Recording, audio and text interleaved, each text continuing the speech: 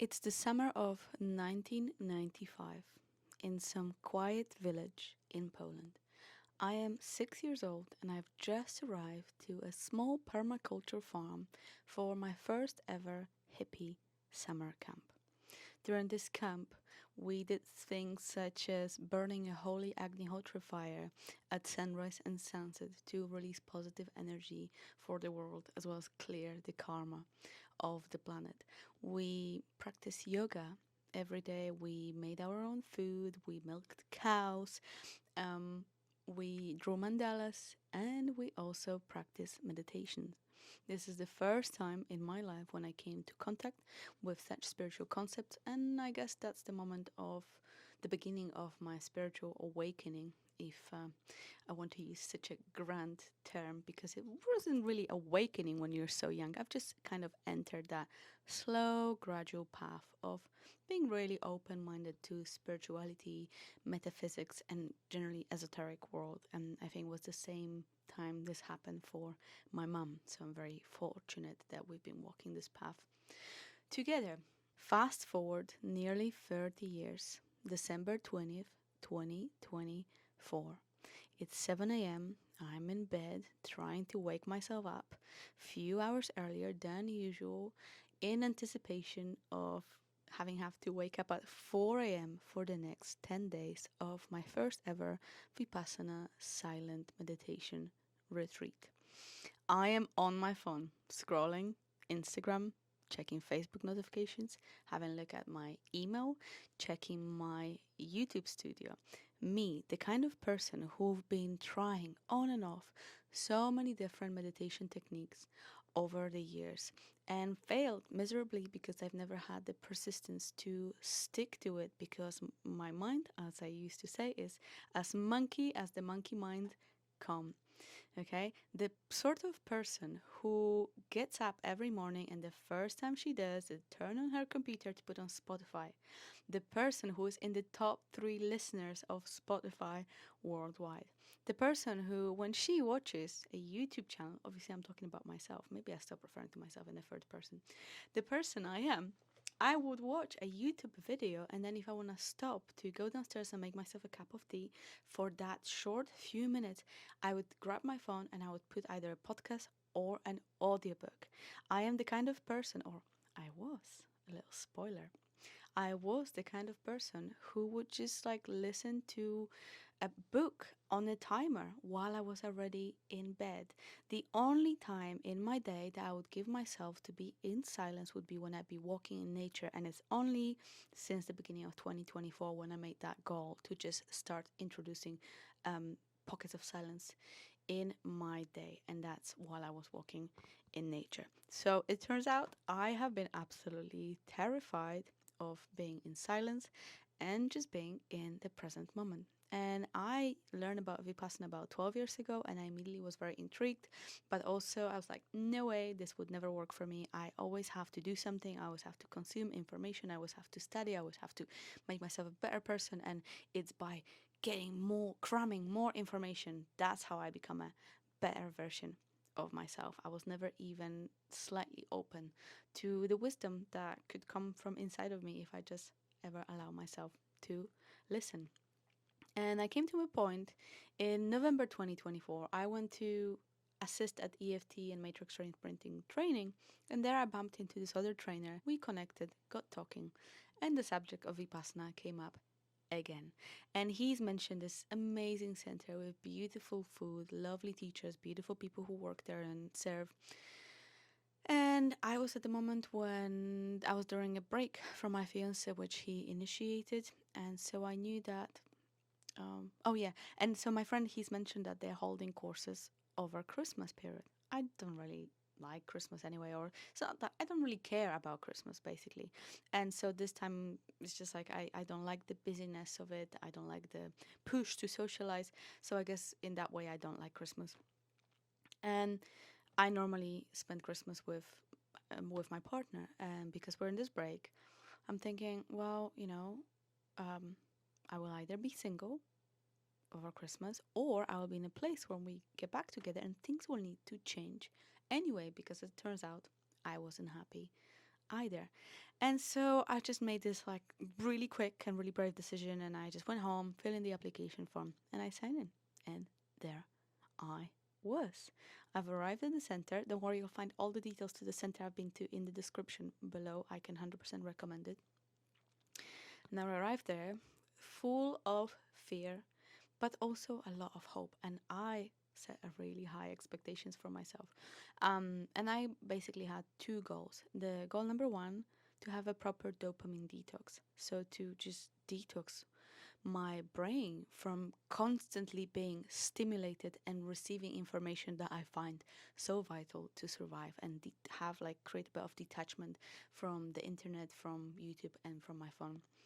And the goal number two was to learn to meditate. I was like, if I don't learn to meditate there, then that's it. There's no hope for me. So high expectations. Yeah. I've set an intention to experience the bliss that's peace of mind. And again, spoiler alert, I didn't, but I got so much more. So what I think it's important to add before I jump into my experience is the fact that I did my Vipassana course with the International Meditation Center, which they have 5 centers around the world, which is really amazing and very supportive and quite relaxed, if I might say. There's really lovely food, and you get 3 meals per day. Well, if you're returning, you're not supposed to have dinner, but again, no one is like watching you and making sure that you're not going to eat. So the food is lovely. There are lots of like hot drinks and little snacks and fruits available. So like you have that nourishment throughout, and also the teacher was really kind. And when I was really struggling for the first 2 days to be getting up at 4 in the morning because I was just exhausted for the rest of the day, he told me that it's okay for the next few days to just skip the first meditation and sleep in. And also, there was a meditation in the middle of the day where we were told that like if you really need to like catch up on rest or need to sleep a bit more, that is the one that's okay to skip. And during our teaching, he would say like, if you're really struggling and if your head you're just feeling really frustrated and really grumpy, don't force it. Go outside, have a cup of tea, walk around the pagoda, or and then come back to it. And it was a teacher who would say like, if your body is really aching, change your posture. Just do it quietly and slowly so you don't disturb the other people. Where I actually heard there are some other centers where they are super extra strict. Okay, when it's like you must attend every single meditation. You're not allowed to move a muscle for the whole hour of meditation. The food is really bland and boring, and you only get 2 meals a day, and you can only have like 2 cups of tea per day. So I think it's information that's worth considering and just researching the center that you have chosen. And honestly, if I would have gone to a center like this one that I've just described, that really strict and rigid, I don't think I would have lasted 2 days. Honestly, the fact that we had such a lovely food and really compassionate people around, and including the teacher and the patients, and it was this allowance to kind of make this already challenging experience a bit more comfortable and a bit easier, I wouldn't have made it. So it kind of depends on what kind of person you are, because maybe you're okay with kind of really rigid environment. Maybe that works for you, but just like a little precaution. And also, if you're the sort of person who this is why you don't want to do Vipassana because you worried it's going to be like this, know that there are centers that are not. And the International Meditation Center was actually founded by a woman teacher. God, it's such a difficult woman. By a woman teacher, which means, like there is this kind of gentleness and nourishment. And again, all of the information you'll find below. So, and I'm sure that's probably not the only center like this. So, know that there are places that really do try to do other things to assist you in this already challenging process. So, I'm going to try to not talk too much about it because it's really about experiencing and not doing. But let me tell you something. I've been there for 10 days. And is my mind calm and still now? No. Did I learn how to meditate? No. Did I learn how to practice meditation? Yes. Have I had glimpses of what it's like to have peace of mind and being in a present moment. Absolutely. And then some more, and I'm going to tell you that in a minute. But just, like kind of brief description of my experience. The first couple of days, handing off my phone, not having connection to the internet was actually, or music, was actually quite nice. And I quite enjoyed that. But the meditation practice, God, that was so difficult. Even though you're only learning two different techniques, and I'm not going to tell you what they are, you do have to go for the course to learn about them. They're so simple.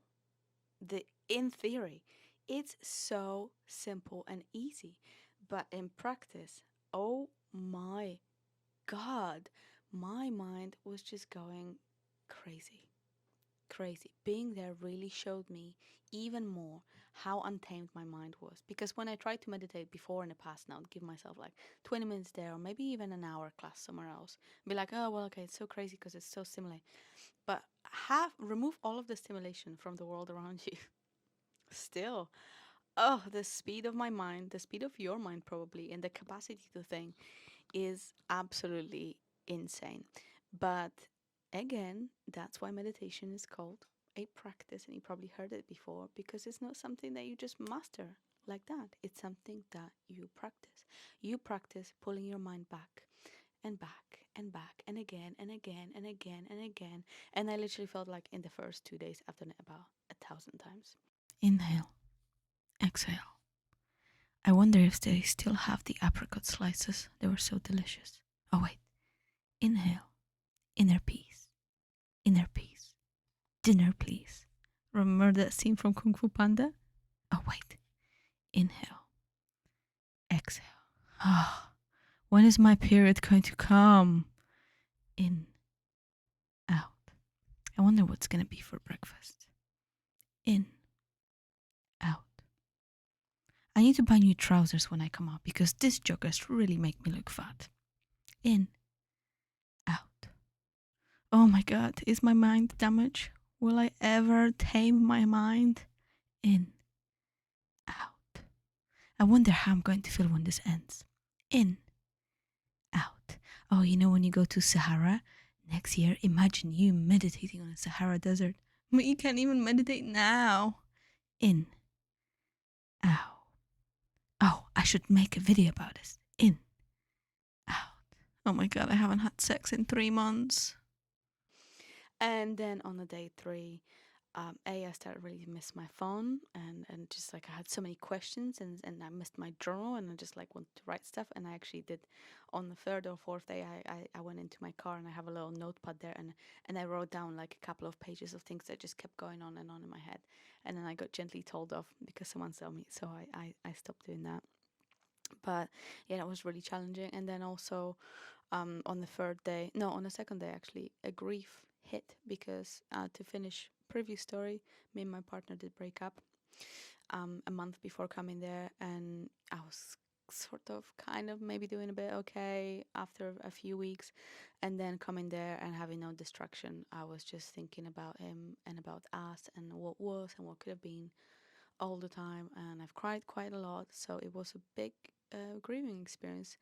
But again, I didn't try to fight it. I allow myself, and I was grateful for the opportunity to be there. And so also the itching for my phone was like, I was actually thinking like, oh, maybe I'm thinking about him so much because he's thinking about me, or maybe he's texted me, and that's why I'm receiving that message. And so yeah, oh God, that was really intense. It's quite a way to support yourself through a breakup.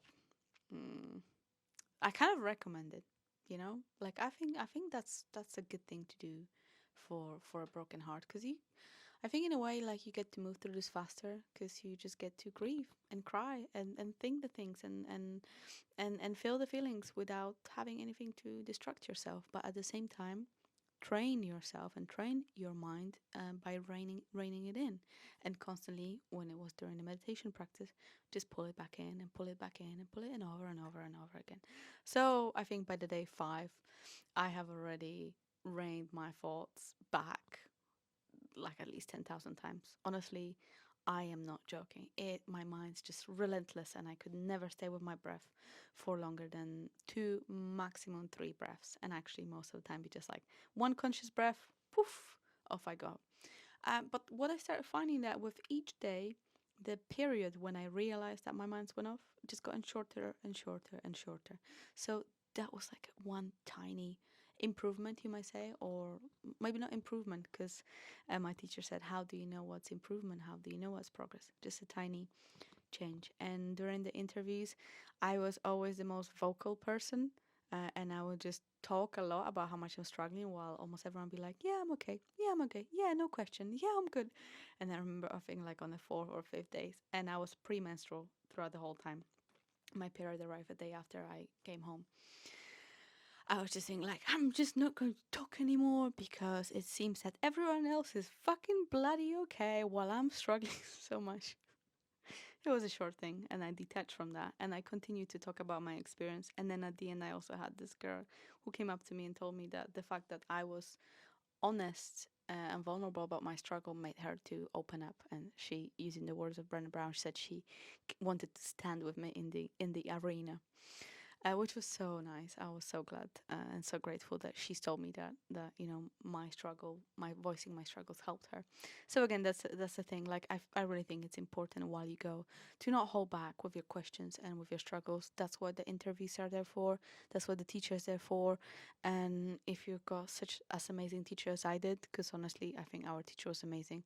He always had the right answer, and he always had a lot offered a lot of support and kindness and patience. And yeah, it's just, don't waste the time of the interviews. If it's difficult for you, if you're struggling, just talk about your struggle, and who knows, your struggle might actually help someone else.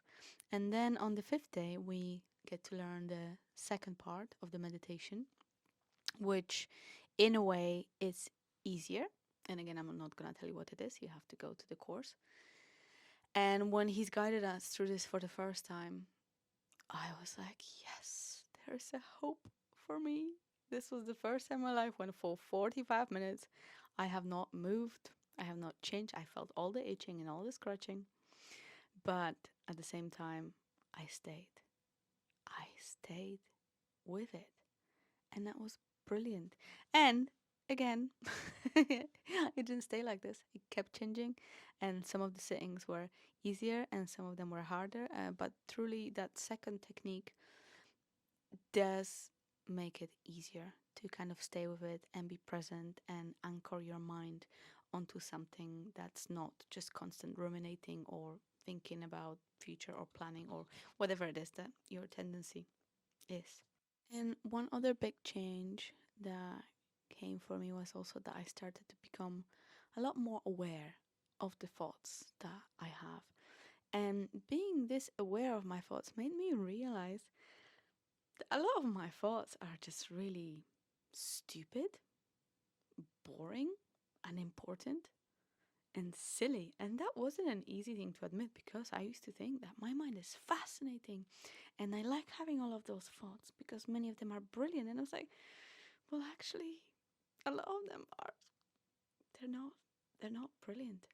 They just like, I keep planning like the silliest thing for weeks ahead. Just to give you an example from this morning while I was meditating at home, I am going to Poland in 3 weeks' time, and while I was meditating today, I caught a thought that when I arrive at the airport at the terminal in Poland, I will have to look for someone to share the taxi with me to the train station, so I don't have to take a bus, so I can get there faster.